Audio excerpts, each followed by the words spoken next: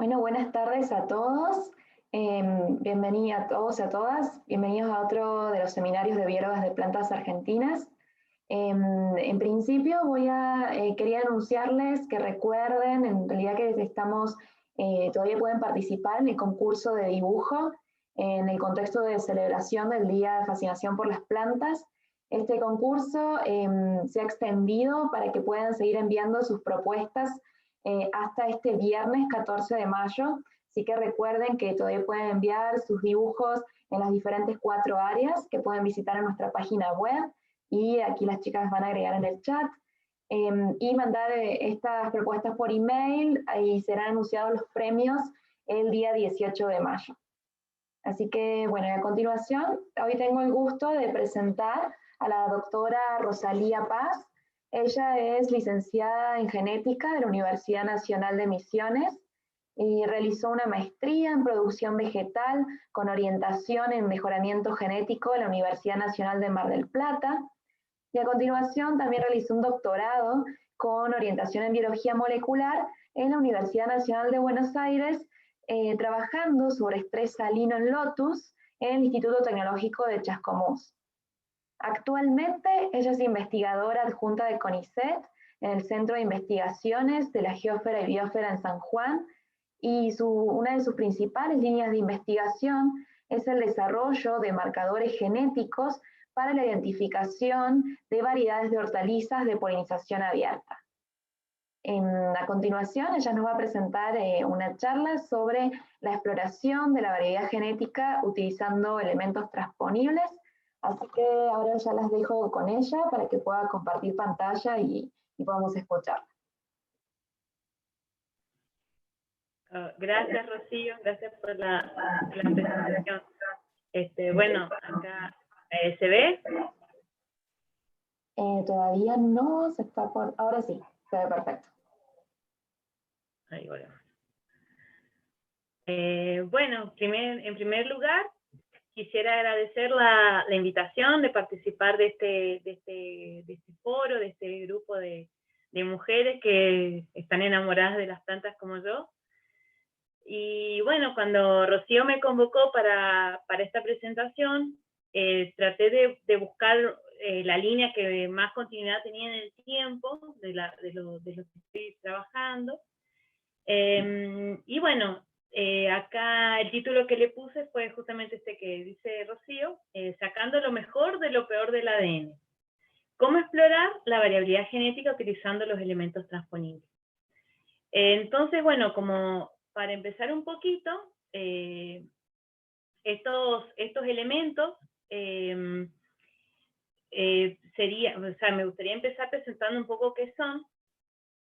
Y bueno, los elementos estos transponibles son pequeñas unidades genéticas que tienen la capacidad de insertarse en diferentes posiciones del genoma, y con esta movilidad tienen la capacidad de afectar la función de los genes, y también pueden provocar otros tipos de cambios a nivel de genoma. Los elementos fueron descubiertos a mitad del siglo pasado por Barbara McClintock, una genetista en plantas que trabajaba con maíz, y bueno, sus descubrimientos permitieron romper con el paradigma de que los genes eran algo estático, inamovible, que eran fijos, y revolucionó mucho la genética. Y estos descubrimientos le confirieron que le otorguen el premio Nobel en medicina en 1983. Aunque a principio estos elementos eran tomados como mera curiosidad, como que era algo muy, muy particular, con todos los avances en el área de la genómica se empezó a prestar un poco más de atención, porque se vio que no era algo fortuito, sino que eran muy abundantes, o sea, tienen muchas características que los definen. Por un lado es que son muy abundantes en los genomas,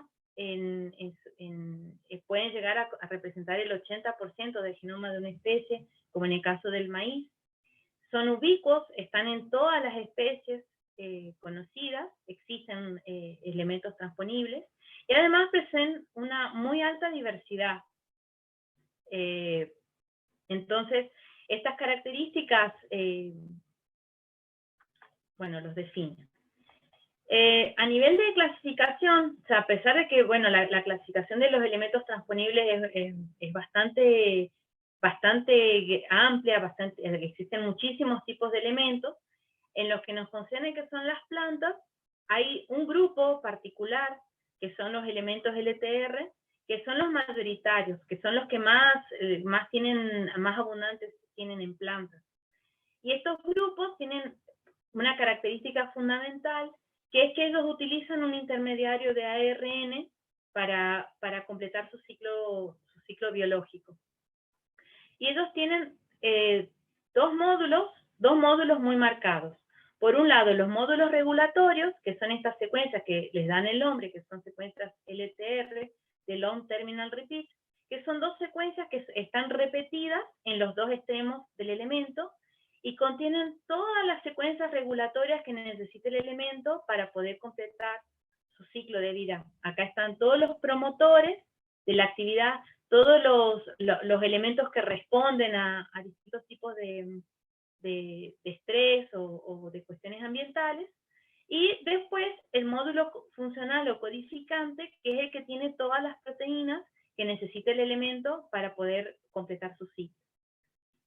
Dentro de acá en este caso, este elemento que les estoy presentando es un elemento que se denomina autónomo, porque justamente tiene todos los elementos, y los elementos autónomos pueden ser activos o no, o sea, pueden tener movilidad o no. Y en el caso que les falte alguno de estos componentes, se los denomina no autónomos, y pueden llegar a recuperar su actividad parasitando los elementos completos emparentados, ¿no? Siempre trabajando es como que necesitan a alguien emparentado y le utilizan sus proteínas. Son los parásitos de los parásitos. Bueno, para hablar un poquito del ciclo, esto sería un prototipo de una célula, el núcleo, el genoma, y acá tenemos en el genoma un retroelemento. Estos serían los LTR y todas sus proteínas.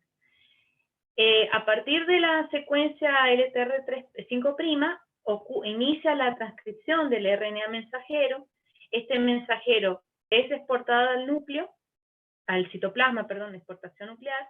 En el citoplasma ocurre la transcripción en proteínas y se codifican dos tipos de poliproteínas. Primero, las proteínas JAS, que son los que codifica este gen redondito, que son las proteínas como de la cápsida, y después todas las otras proteínas, que esto cuando llega todo en el citoplasma se combina y forma esto que se llama VLP, que es Virus-like Particles, que son unas proteínas. Cuando esto se forma, la RNasa, la RH se activa, una proteína se activa, libera todas las proteínas, esto también engloba los mensajeros, y ahí empieza todo. Se activa la retrotranscriptasa, que es una proteína que convierte el ARN mensajero en ADN de nuevo, y se forma esto que es como un ADN que tiene todo el elemento con unas integrasas.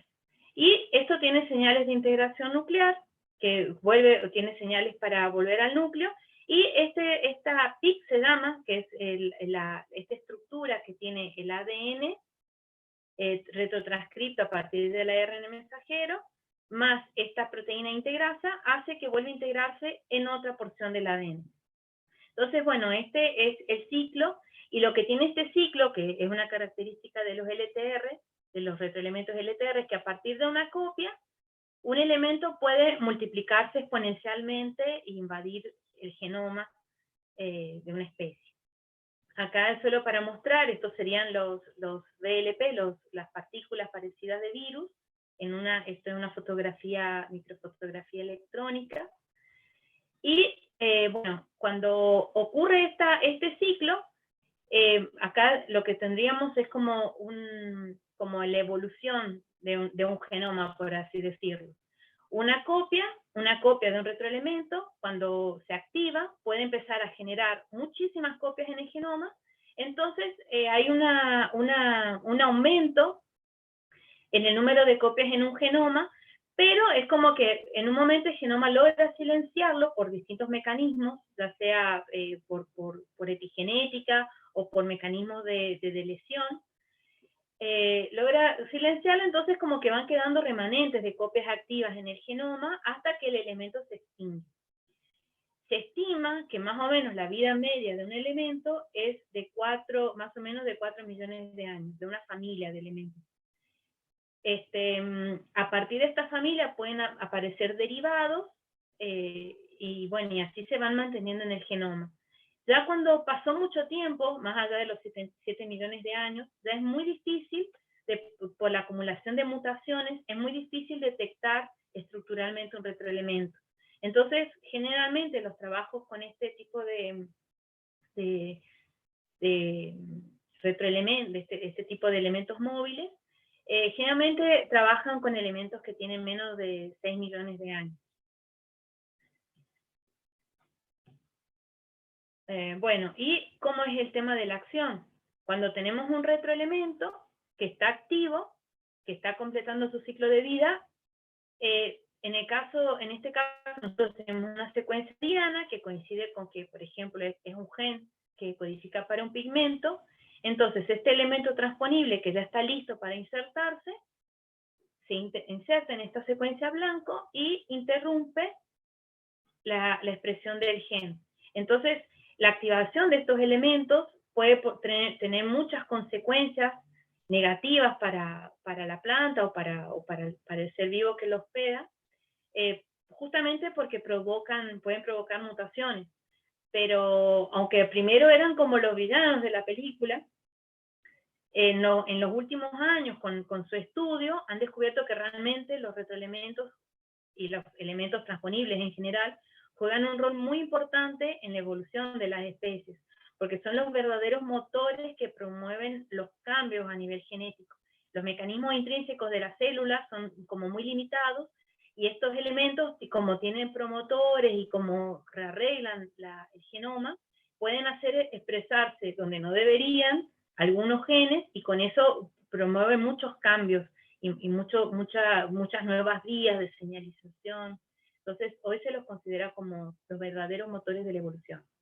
Pero bueno, la célula tampoco es que los deja que hagan lo que quieran, sino que la célula tiene sus mecanismos intrínsecos de silenciarlos, porque que todos estos elementos estén activos en simultáneo pueden generar un caos celular bastante importante. Entonces, generalmente utilizan como un decorado, una especie de decorado en el ADN que se llama son cambios epigenéticos, que lo que hacen es impedir ese decorado, impide que la maquinaria que hace que el ADN se exprese pueda interactuar con el ADN, entonces quedan en un estado que se llama quiescente o inactivo.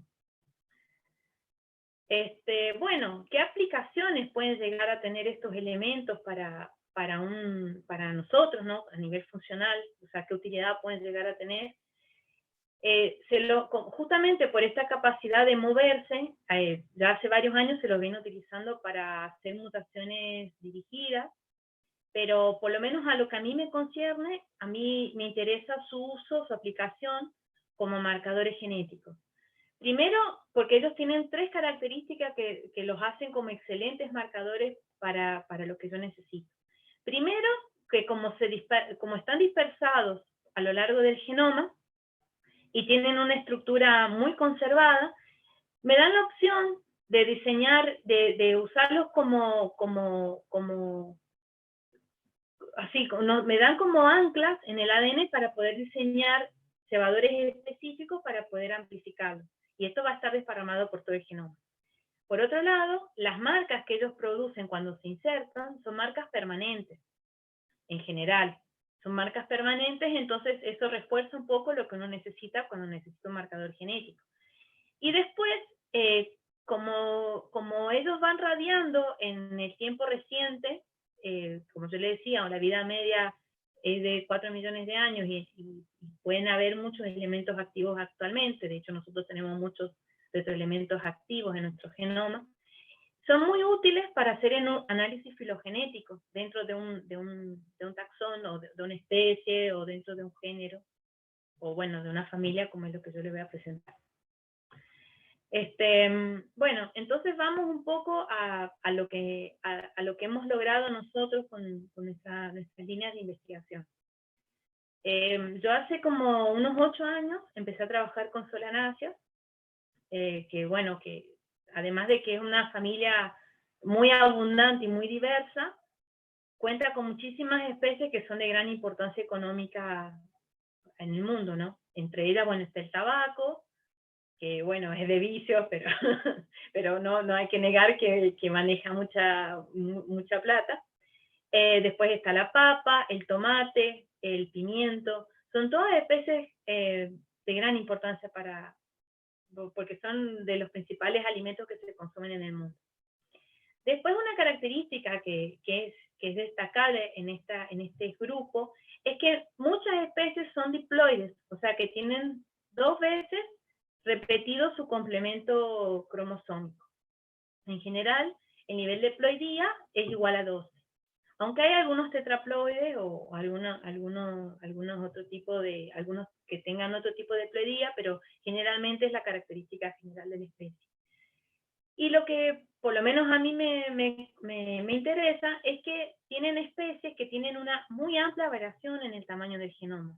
Por ejemplo, el tomate tiene 0,95 gigabases de ADN, de pared de base, mientras que el pimiento, manteniendo el mismo número de cromosomas, o sea, los dos tienen 12, tiene cerca de 3 veces lo que tiene el tomate. Y esta especie, el pimiento, se lo podría llamar que tiene cierta obesidad genómica, en términos científicos, no sé si científicos, pero bueno, tiene como un genoma con cierta obesidad, y esta obesidad está dada por una desregulación en la amplificación de estas secuencias, de distintos tipos de secuencias repetitivas, entre ellas los retroelementos. Entonces, bueno, cuando yo empecé este trabajo, lo que contaba en ese momento con 2 retroelementos que son muy conocidos, que son TNT1 y TTO1. Estos 2 retroelementos fueron identificados en Nicotiana tabacum y fueron los primeros que se han identificado como activos, que se activan por distintos tipos de estrés. Esto allá por 1980, estos son parte de los trabajos de Garmbastien y de Hiroshika, que son 2 personas que han trabajado mucho con estos retroelementos, y son los 2 elementos más conocidos a nivel estructural y funcional en plantas. Los 2, como les mencioné, responden a distintos tipos de estrés, y se han identificado en otras especies de solanáceas, además de tabaco, pero en un muy bajo número de copias. Entonces, bueno, yo contaba con estos 2 elementos para poder empezar mis estudios con estos elementos transponibles. Empecé trabajando con papas silvestres. El trabajo, esto es parte de mi estancia postdoctoral en el IBAM, en el laboratorio del Dr. Ricardo Masvelli.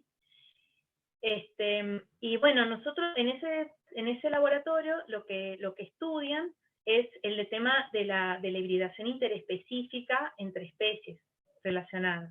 En este caso yo trabajé con papines, especies silvestres de papas, y bueno, trabajé con distintos tipos de híbridos. Y lo que estábamos buscando era cómo este evento de hibridación interespecífica, si tenía algún efecto sobre la actividad de estos 2 elementos que fueron identificados en tabaco.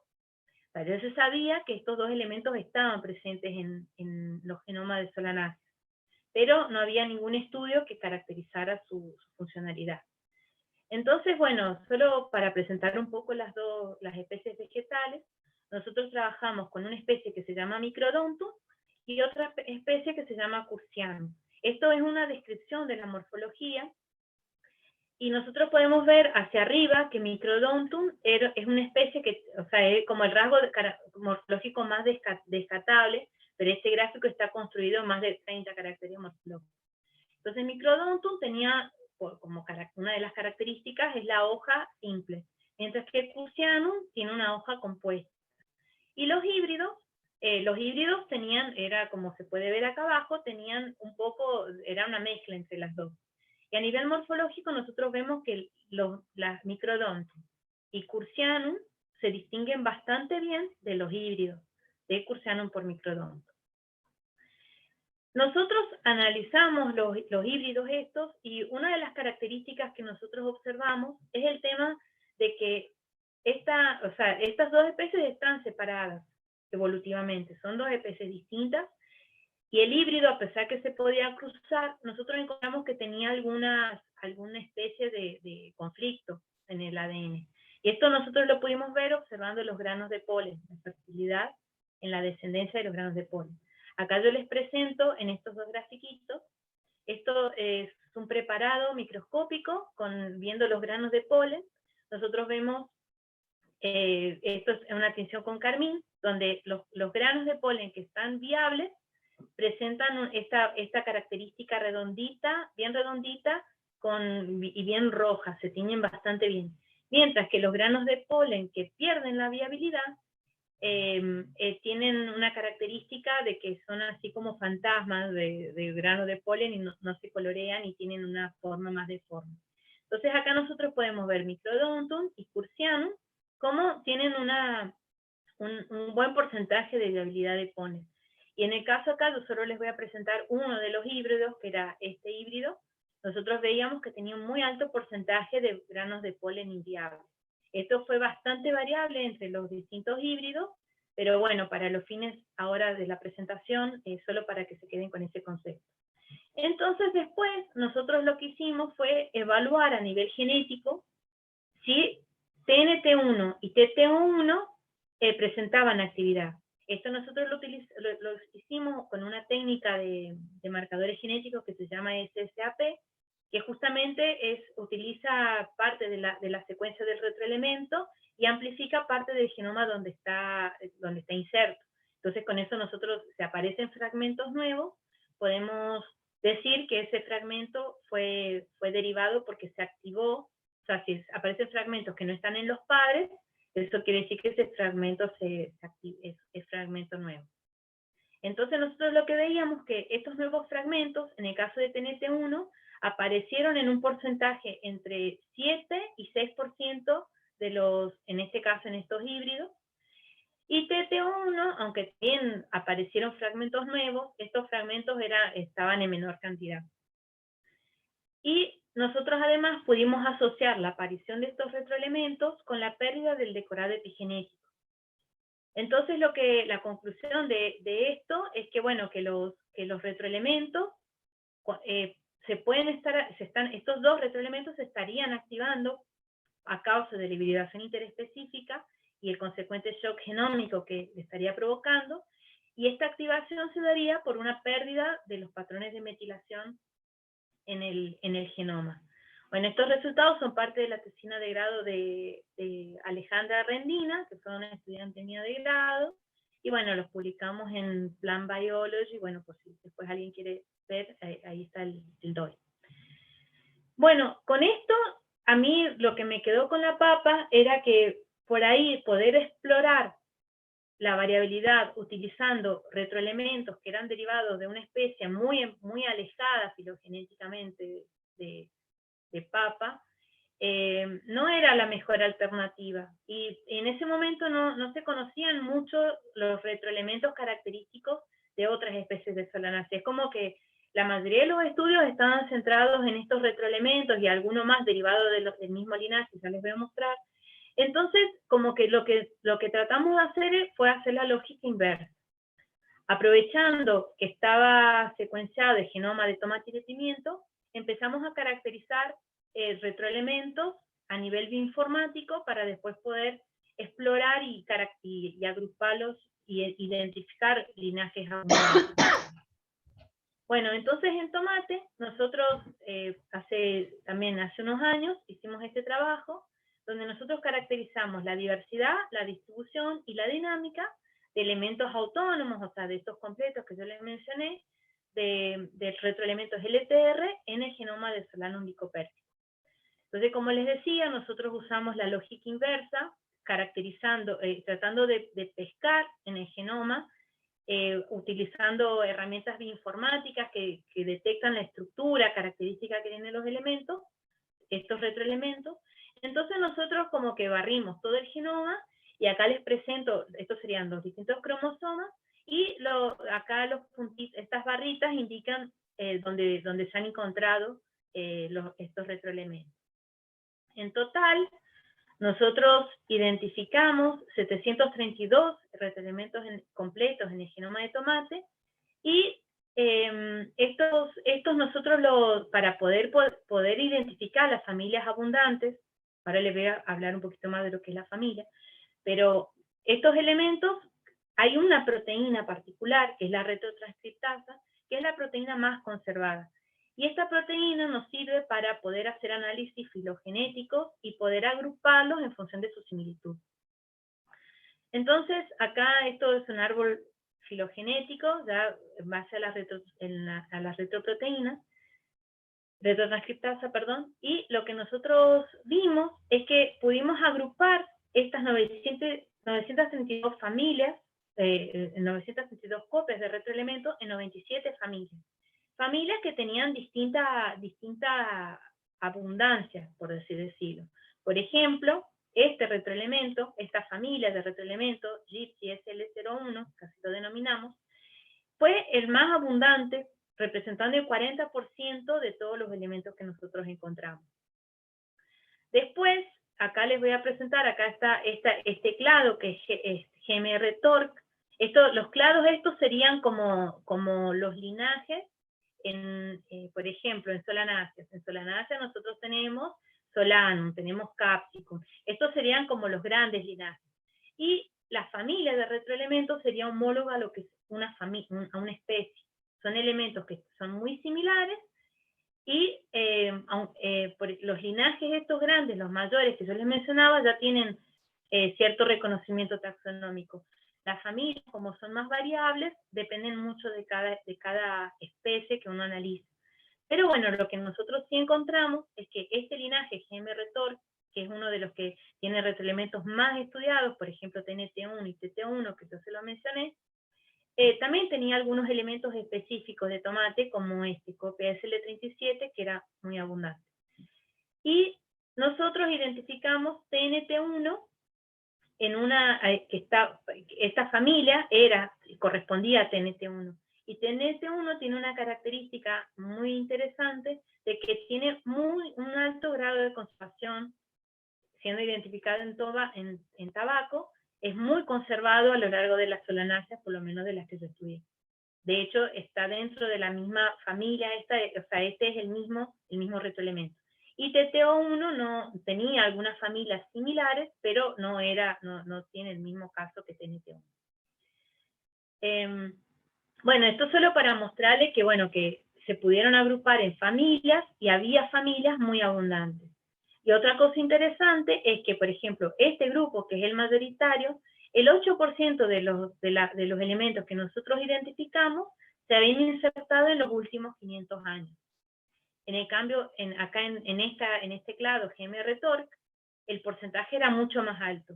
Y este clado, Ale-Retrofit, que es el que tenía mayor cantidad de familias diferentes, con muy poco número de copias, el 40% de estos se habían insertado en los últimos 500 años. Esto, ¿por qué para mí es importante? Generalmente, cuando uno hace una selección para generar una nueva variedad, estamos hablando de muy poco tiempo, o sea, años. Entonces, contar con elementos activos en la actualidad nos habla de que probablemente estos elementos estén generando polimorfismo que me puede llegar a ser de utilidad para poder distinguirlos, ¿no? Bueno, entonces esto es esta parte, y también analizamos la expresión genética de estos elementos por RNA-seq, utilizando librerías de distintos tipos de órganos.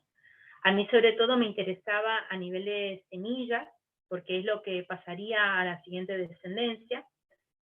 Todos los cambios que ocurren a nivel de tejidos no reproductivos mueren en la planta, mientras que estos cambios pasan a la descendencia, entonces son cambios permanentes y heredables. Entonces, bueno, nosotros vimos acá esto, lo que nos muestra esta gráfica, los colores indican los distintos tejidos, acá están los distintos elementos, y la mayoría de todos los elementos que nosotros identificamos están en un estado silenciado, no tienen expresión. Pero hay algunos casos, por ejemplo este SL32, que no sé si se acuerdan, este es el mismo que TNT1, que presentaba mucha actividad, bueno, en hoja, en tallo, y también en semillas maduras. Después había algunos otros casos de actividad, pero bueno, la conclusión de esta es que las familias que nosotros identificábamos tenían algunos elementos que eran activos, ¿no? Bueno, este trabajo también fue parte de la tesina de grado de Melissa Kosaksek, que ahora está en Estados Unidos, y bueno, y lo hemos publicado en el 2017, estamos la fecha acá. Y bueno, continuamos explorando un poco esta variación en pimiento. Bueno, este trabajo, la parte de determinación de los retroelementos fue muy parecida a lo que hicimos en tomate, pero acá lo que nosotros también analizamos elementos completos, autónomos, y acá hubo algo muy interesante, no sé si se acuerdan que les dije que el genoma de Capsicum es como obeso, tiene un ADN obeso con respecto a tomate, porque es 3 veces mayor, pero sin aumentar el número de cromosomas. Entonces, en el caso de pimiento, nosotros encontramos muchísimos más retroelementos, en total 124, pudimos encontrar 124 familias, pero encontramos que solamente 3 familias representaban el 80% de todos los retroelementos. Y analizando un poco la historia de estos elementos, acá esto sería el tiempo de inserción en millones de años. No sé si se acuerdan que yo les dije que más o menos la vida media era menor a 7 millones de años. Entonces nosotros viendo, esto está al revés, acá es lo más reciente. Hacia la izquierda está lo más reciente. Entonces nosotros vemos distintos linajes, los distintos linajes, y cómo hay un solo linaje que tuvo como en los últimos 500 años ha tenido una expansión exponencial de su frecuencia. En este caso y en este caso, en este linaje de Attila y el linaje de Ale Retrofit. Fueron los dos linajes que presentaron están como totalmente activos y ahora, actualmente están a full.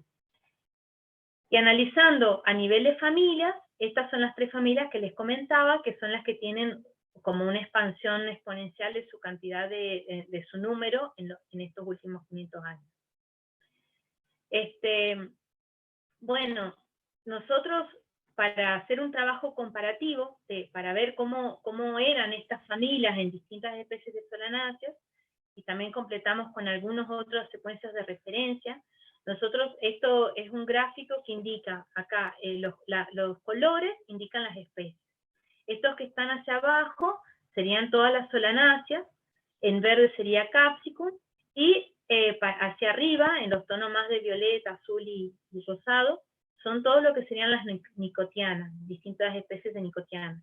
Estos serían todos los genomas de referencia dentro de la solanácea. Entonces nosotros acá comparamos todos los elementos que nosotros identificamos en Capsicum y agregamos algunos elementos de referencia de otros genomas, de tomate, de nicotiana. Acá les presento, por ejemplo, acá está TNT1 y TT1. TNT1, ya se sabía que TNT1 es muy abundante y está muy radiado en nicotiana. Entonces nosotros vemos, el radio indica la cantidad es proporcional a la cantidad de hits que nosotros encontramos. Entonces TNT1 en nicotiana tiene una muy amplia radiación, y nosotros vemos que no es muy radiado en las otras especies de Capsicum y de Solanaceae. Pero, por ejemplo, este que fue aislado de Capsicum también tuvo una amplia radiación en nicotiana, pero no así en las especies de Solanaceae. Entonces nosotros podemos ir viendo que, bueno, que muchos elementos se comparten. aunque radian específicamente hacia algún género o alguna especie. Y lo que a nosotros más nos llamó la atención son estos resultados que están acá arriba, que es que los elementos más abundantes en el genoma de Capsicum eran exclusivos, no eran compartidos con otras solarancias, eran exclusivos de Capsicum. Son estos que están con unos asteriscos, todos estos son exclusivos de Capsicum, pero estos eran los más abundantes. Y estos son los que nosotros usamos para evaluar con otra técnica que ahora les voy a mostrar. Entonces, acá. Nosotros estos elementos los utilizamos para diseñar sondas específicas y usamos una técnica que se llama FISH, que lo que hace, esa sonda la marcamos con fluorescencia y hibridamos con el ADN de cromosomas en estado de metafase, que es donde está el cromosoma más condensado. Entonces nosotros lo que pudimos ver, analizando todos estos tres grupos de retroelementos que eran los más abundantes, que estaban desparramados por todos los cromosomas. Bueno, y acá, estas son las tres, acá no indico, pero solamente para mostrar estos puntitos amarillos son las ondas fluorescentes, y el fondo azul es el cromosoma. Y lo que fue interesante es que los tres tipos de retroelementos presentaban afinidad diferencial hacia distintas porciones del genoma. Por ejemplo, este que está marcado con negro, tenía una afinidad muy marcada hacia el centrómero y a las regiones proximales y interproximal del cromosoma, mientras que el 0,1, copia 0,1, tenía una afinidad muy marcada hacia los telómeros. ¿Y esto para qué nos sirve? Saber esto, conocer esta diferenciación en cuanto a la afinidad de los retroelementos, nos permite diseñar cebadores que van a permitir levantar marcadores en regiones particulares. Por ejemplo, los genes generalmente están en esta porción interna de los cromosomas y no tanto hacia las regiones extremas.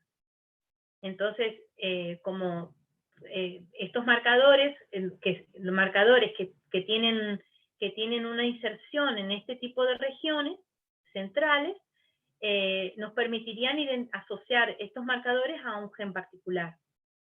Entonces, bueno, este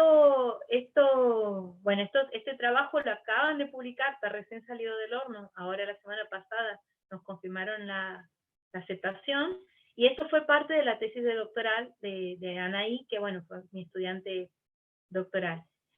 Y bueno, un poco estos eran los resultados que les quería presentar, y como para presentar algunas conclusiones generales con respecto a los retroelementos, yo solo quería comentarles, bueno, que por un lado, estas secuencias de ADN son muy diversas y son muy abundantes en los genomas que yo analicé, en las especies de solanaceae que yo analicé. Esto es muy característico, que muy pocas familias dominen el espectro de las poblaciones de retroelementos. Esto no solamente se ha visto en estas especies, sino se ha visto en muchas especies de otras familias de plantas. En el caso de TNT1, que es este retroelemento que les vengo diciendo que es está muy caracterizado, es como está en muy poca frecuencia, pero que nosotros lo hemos encontrado activo en papa y en tomate, pero que existen otras familias que se han radiado específicamente tanto en tomate como en pimiento, y que podrían ser de interés para utilizarlas como marcadores genéticos. Y en el caso particular de pimiento, estas familias que nosotros encontramos como muy abundantes, presentaron unas preferencias insercionales en los cromosomas. Bueno, esto era lo que yo tenía para hablarles un poco de nuestro trabajo, y bueno, para presentarles un poco quiénes somos. Yo entré en carrera de investigadora en el año 2015 para trabajar en San Juan, en un instituto que se llama CIGEOBio, que bueno, la sigla del instituto se llama Ciencias de la Geósfera y la Biosfera. Es como nosotros tenemos geólogos, ecólogos, arqueólogos, tenemos muchas disciplinas que trabajan a nivel muy macro, y bueno, yo soy genetista. Y en el instituto no existía un laboratorio de las características que yo necesitaba para trabajar, y bueno, fue parte del compromiso y de la meta de mi ingreso, fue poder montar un laboratorio de genética en la provincia de San Juan, en el Instituto Sigeobio, que es uno de los primeros de la provincia. Entonces, bueno, cuando empieza esta odisea, yo no sabía en el lío que me estaba metiendo. La universidad nos cedió una casa para que funcione como laboratorio. Esta es una foto de la casa. Era una casa que estaba abandonada y bueno, había que hacerle muchos arreglos. Y bueno.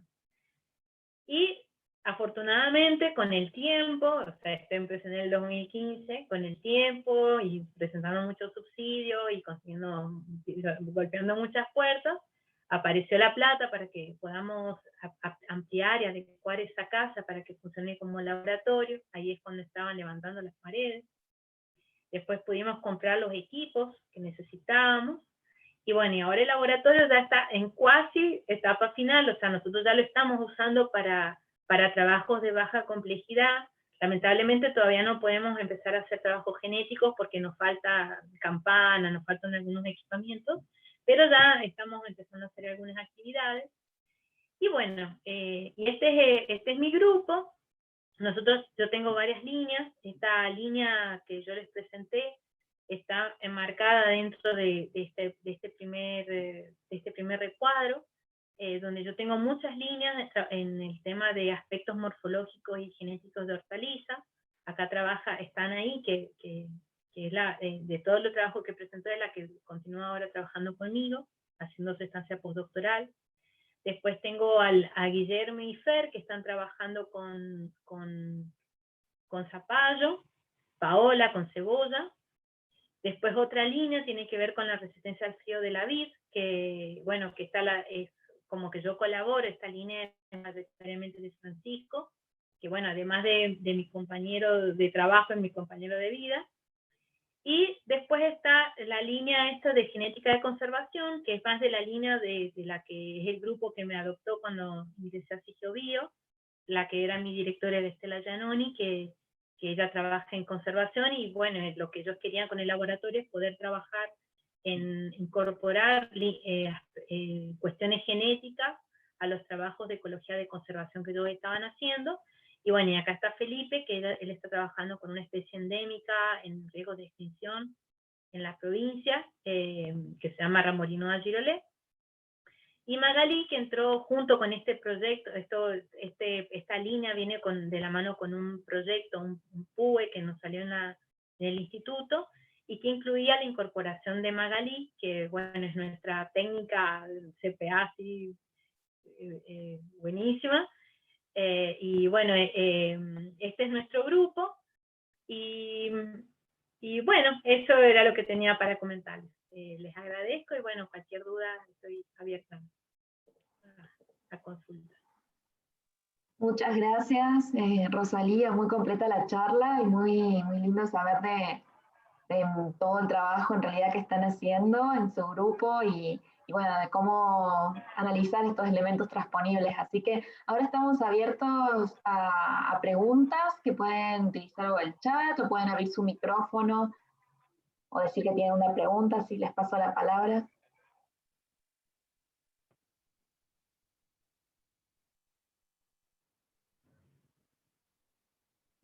Por supuesto, muchísimos comentarios, que es muy interesante la charla.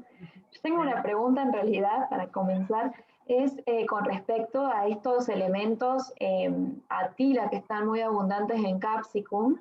¿Existe alguna manera de que puedan relacionar este incremento en el material genético, en ADN en Capsicum con respecto a la expansión de esta familia en particular? Es decir, ¿algún análisis que hayan podido hacer para hacer una relación directa con respecto a esto? Mira, ahora estamos haciendo unos estudios de citometría de flujo para poder relacionar justamente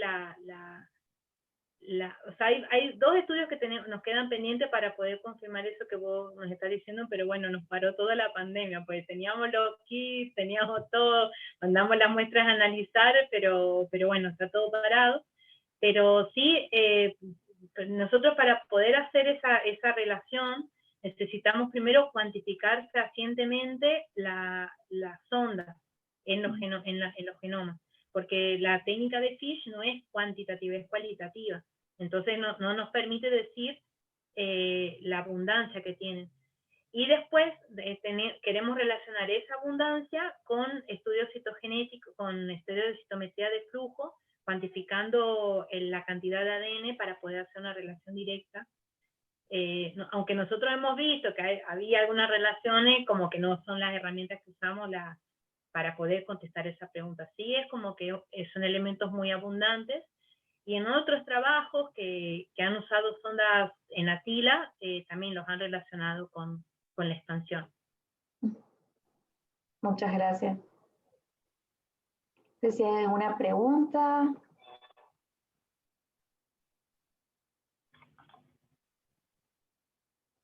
Débora Rondanini tiene una pregunta. Hola, ¿qué tal? ¿Cómo están? ¿Todo bien?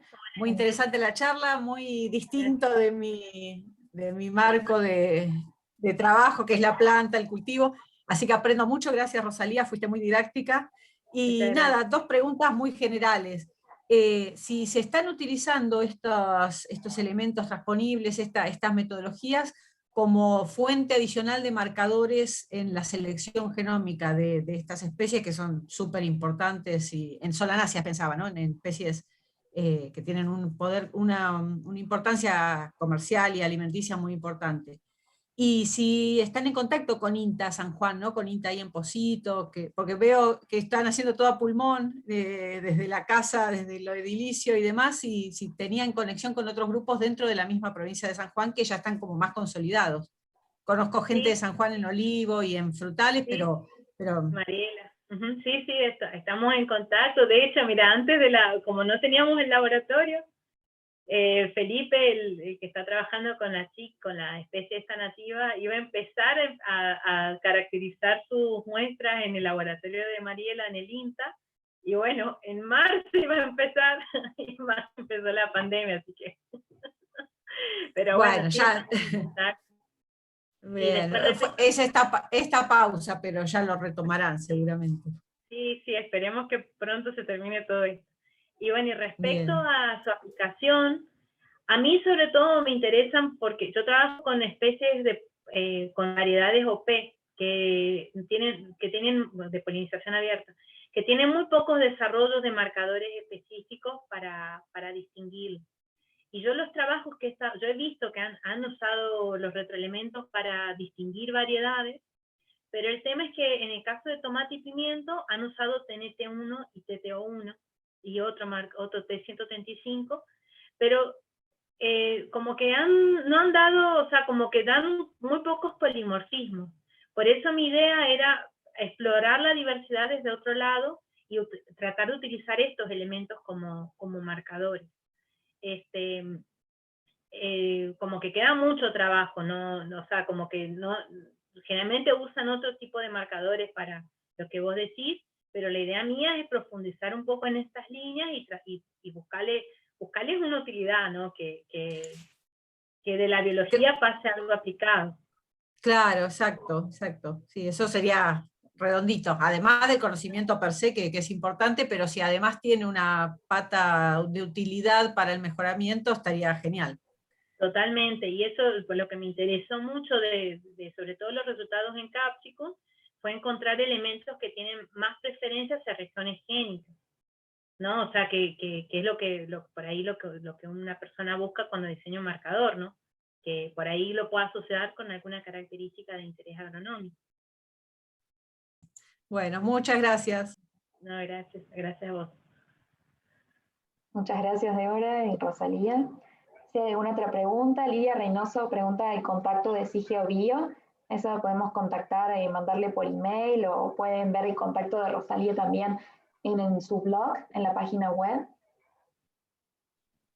Sí, perdón, no llegué a completar la diapositiva con mis datos personales, pero bueno, ahí le paso a Rocío para que lo lo cargue en la página, mi mail, y bueno, ahí después les paso bien el contacto por medio de Rocío. Perfecto.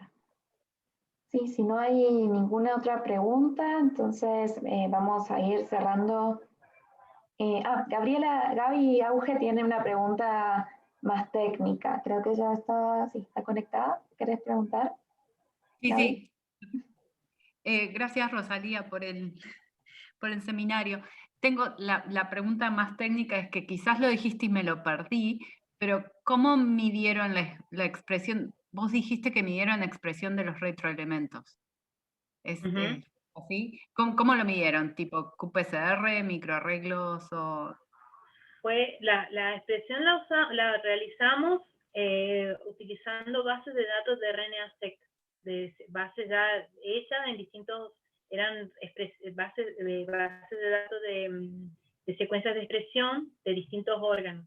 También utilizamos bases de datos de ESTs, pero bueno, como que ahora lo que más se acepta son los RNA-seq, ¿no? O sea, aprovechamos bases de datos públicas que ya estaban secuenciados en distintos estadios del desarrollo de la semilla y en órganos, y bueno, y esos son los que usamos para identificar la actividad. Claro, buenísimo. Y en este análisis que hicieron de expresión a partir de bases de datos de RNA-seq, ¿vieron que haya al menos diferencias entre especies o algo así de expresión de genes que estuvieran correlacionados con la expresión de los retroelementos o algo por el estilo? Porque el movimiento, o sea, si se expresan los retroelementos, después se están moviendo y eso puede generar que haya cambios en cómo se ahí para hacer eso, a ver, primero que nosotros acá solamente usamos bases de datos de Solano Lycoperdis, esta parte particular. Y después, como que nuestro templado así de bioinformático eran los retroelementos, no analizamos las secuencias aledañas, ¿no? Claro. Y también ponerle que se esté expresando no quiere decir que después se inserte, porque puede ser que se exprese, pero después no complete su ciclo biológico, el retroelemento, sino que quede, que se pierda en el citoplasma. O sea, como que después, para que ese elemento pueda provocar un efecto, tendría que volver a insertarse o evaluar lo que está cercano al elemento, a los que ya están insertos, evaluar cómo es la funcionalidad. Pero sería otro trabajo, se podría hacer.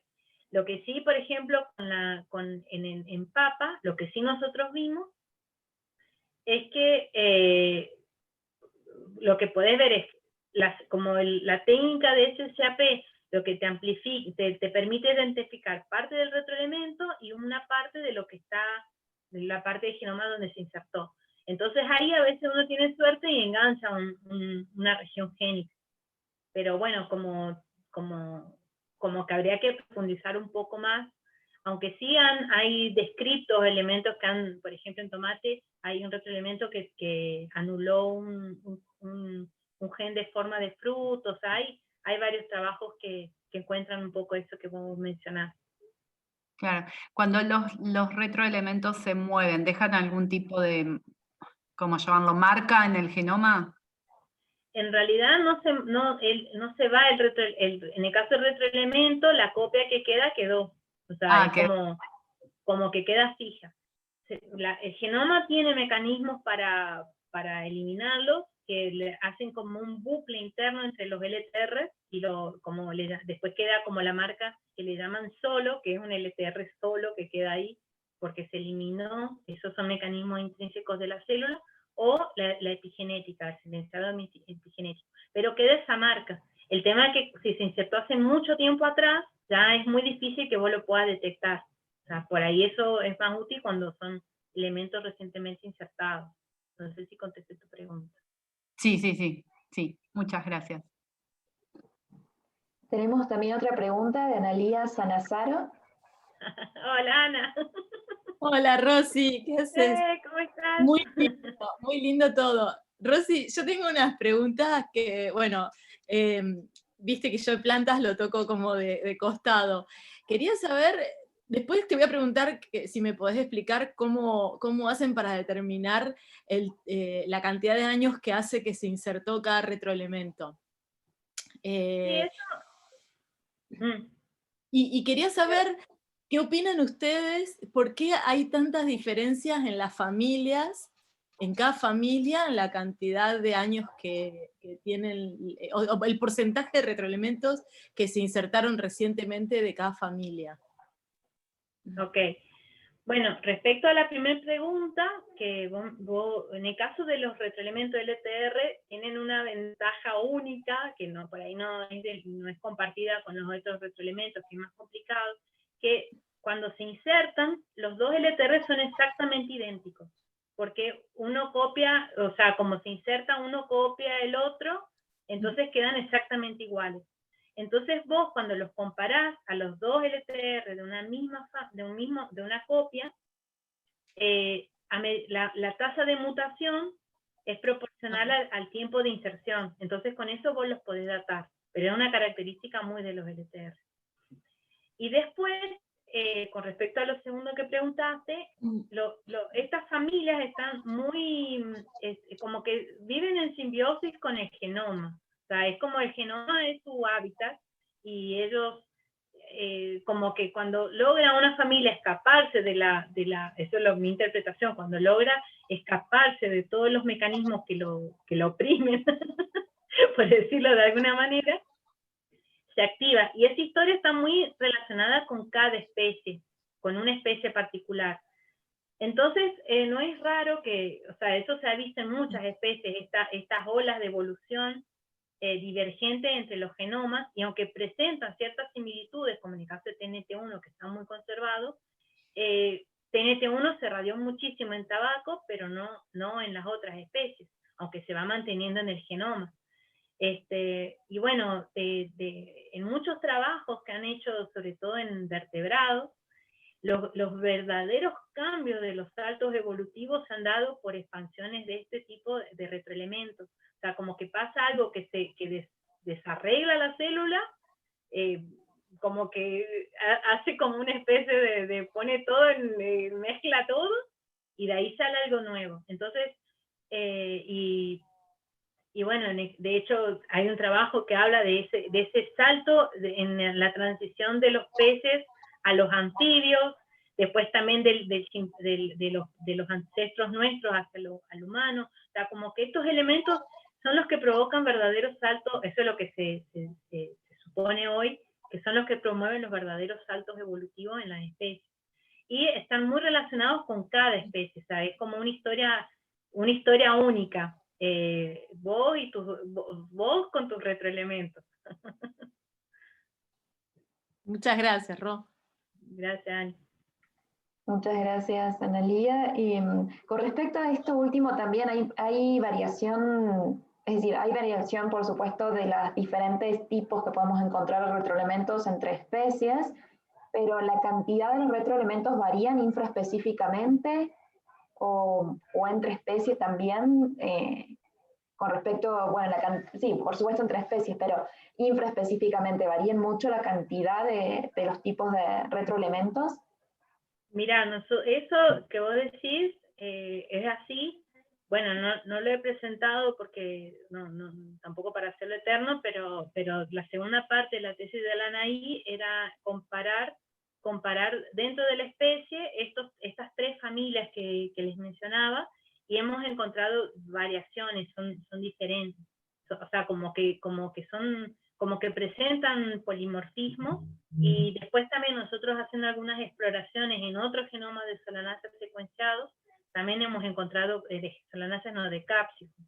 De capsicum secuenciados hemos encontrado otra historia. O sea, como que está muy arraigado a la historia de una línea, por así decirlo, o una variedad, pero no hay muchos estudios de eso, y bueno, esperamos poder seguir profundizando. Perfecto, bueno, muchas gracias, Rosalía, muy completa, muy linda tu charla. Así que creo que ya nos quedan más preguntas. En ese caso, bueno, sí vamos a ir cerrando entonces el seminario. Te agradecemos nuevamente por presentarnos hoy todo el trabajo que están realizando en tu laboratorio. Y la próxima semana, el próximo lunes, nos encontramos nuevamente para otro seminario del Grupo de Biólogos de Plantas Argentinas.